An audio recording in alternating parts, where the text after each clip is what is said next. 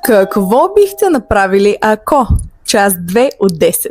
Какво бихте направили, ако кандидатът почти не ви гледа в очите по време на интервюто? Каква би била първата мисъл? Не изглежда уверен. Май не е достатъчно заинтересован. Не може да комуникира. Но може да погледнем нещата от друга гледна точка. Зрителният контакт не означава едно и също нещо за всички хора. За някои той е естествен, за други е натоварващ.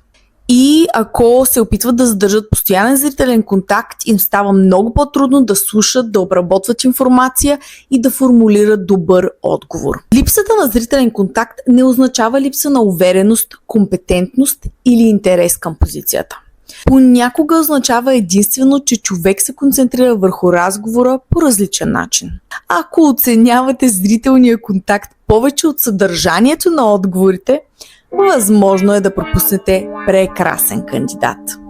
А вие как бихте реагирали?